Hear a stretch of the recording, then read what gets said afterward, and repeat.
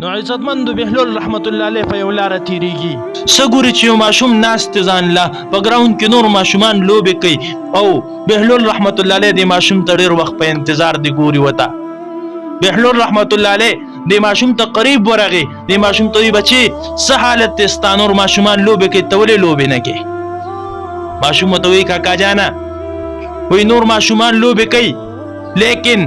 ما د رب کائنات دا یو آیات چې دین لوبو ته نه پرېږدي بهلول رحمت الله علیه ته وی بچي وایا کوم آیات ته چې دینو لوبو ته نه پرېږدي وی الله رب العزت په خپل کلام کې فرمایي چې افحسبتم انما خلقناکم عبثا چې ما دا انسان عبث نه دی پیدا کړی اے کاکا جانا زه عبث زندگی څنګه تېره کم څنګه چې نو خپل وخت ضایع کم څنګه عبث زندگی تېره کم بهلول رحمت الله علیه وی دا ماشوم ما د ډېر هوښیار ښکاره شو وی ډېر هوښیار او ډېر دانه راته ښکاره شو ما ورته چې بچي ما ته څه نصیحت وکړه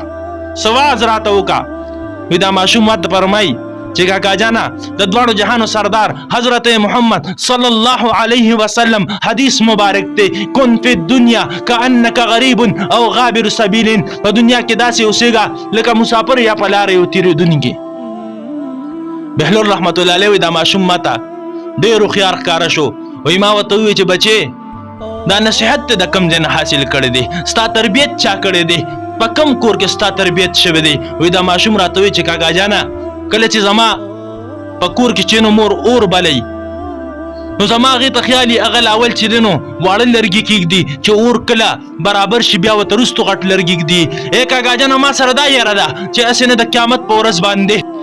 سبا د قیامت ورځ وي رب کائنات فرشتو ته حکم وکړي چې ای فرشتو لاول دا واړه ورولې چې په دوی دا اور ګرم شي وروستو به دا غټ ورولې نو ای کاکا جانا ما ته د دې نه ډېره سخته یاره ده چې زه کله ما دا نصیحت د هغه ځای نه حاصل کړی چې کله مې مور دا واړه لرګي کېدي وروستو دا غټ دي نو زه یې هسې نه د قیامت په ورځ باندې لاول مونږ چې دی نو